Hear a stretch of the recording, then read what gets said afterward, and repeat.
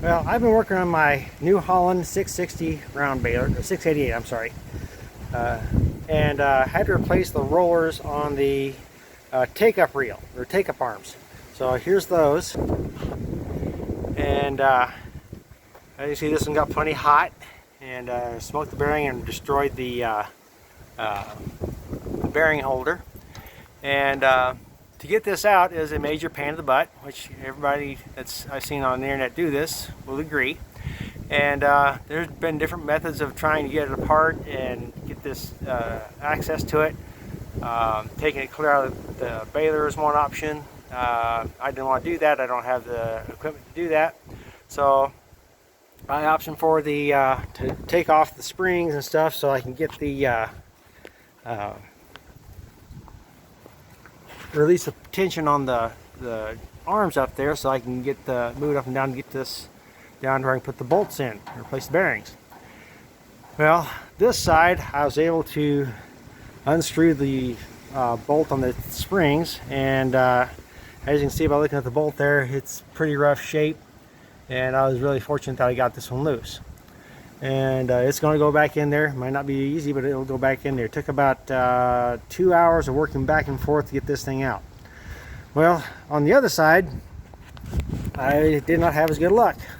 I worked on this thing for about 2 hours or so. I tried heating and everything else I could, trying to get this thing to come loose, and nothing was working. This thing just was not going to move.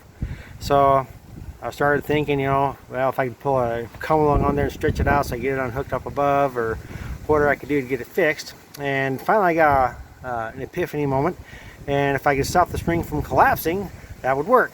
So I came up with this idea. When it was fully extended, I put 5/16 nuts between the springs all the way up and down the springs, and that kept it extended. And well, how did I do that? Well, from Harbor Freight, you can get these bar magnets. They're really handy things, and they only cost like $5 or $7, I can't remember. And you set it on the spring like so, and you roll the nuts in when the string's stretched out, and you can stick it in there, and the magnet will just roll it in there and hold that nut in place. You got to use two of them because you got to do on both sides of the spring, otherwise it'll turn into a banana and you're just as well off or worse off than you were before. And you can see right here I got the nuts all the way up and down between the coils, and that thing's got a grip on them. They're not going anywhere.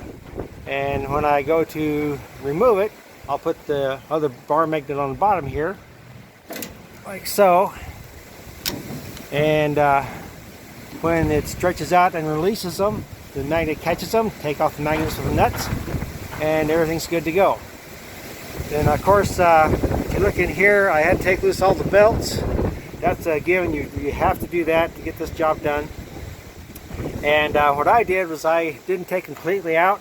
I let them hang in here, and they made like a cradle to hold the this roller in place so I can put the nuts in. So if you're kind of stupid and doing it by yourself like I am, and you can get this put in there and do most all of it by yourself. So there's my 2 cents worth on getting this repair done on a New Holland 688 baler. All I have left to do is hook up the springs, hook up the tensioner arms, and pick it up. The bolts will come out of the springs, let it down, and I should be ready to bale. Okay, I have to expand the spring on the right side of my baler because the bolt is stripped out to that area. So I'm going to show you how it was done.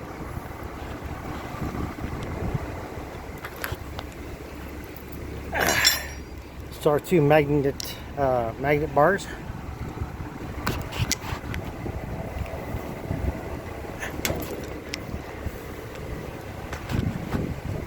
Okay. I'll pause you for a second. Okay, so here's my spring, and put a magnet bar right on the bottom, and the other one right on the top, like so.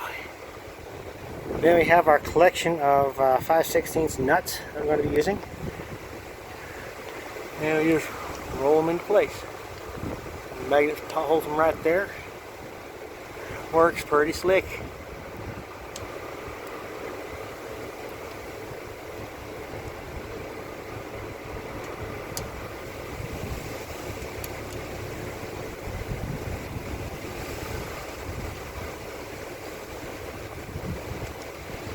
Okay, the top ones are a little tougher because you have to roll them underneath and catch it. So you just very gently roll it underneath there, and the bag pulls it right across. And holds it right there in place.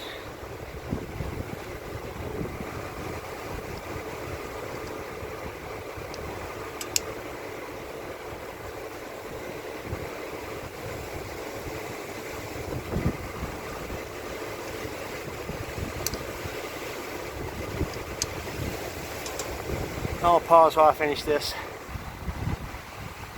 Okay, so here we have them all in place.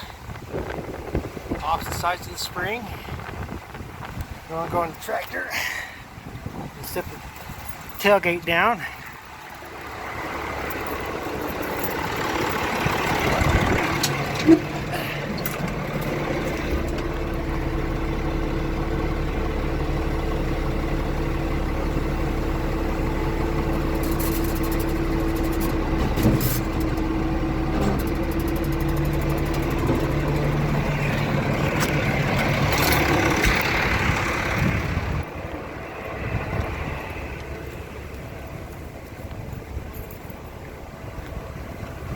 And voila, there it is. No tension on the spring pulling that way.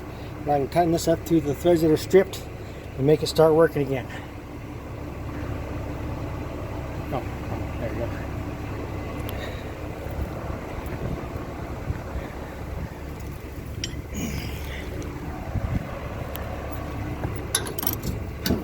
go. And there we have it.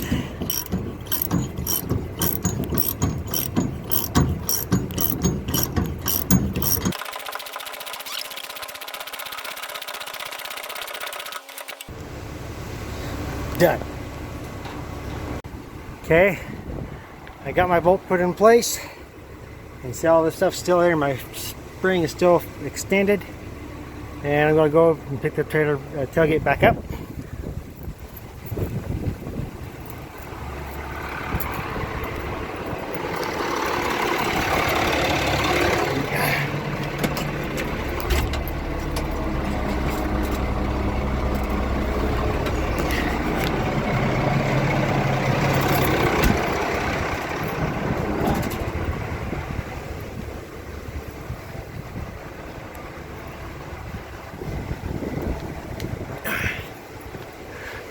Okay, as you can see there, all my bolts are now loose. And there they are. Wasn't that slick?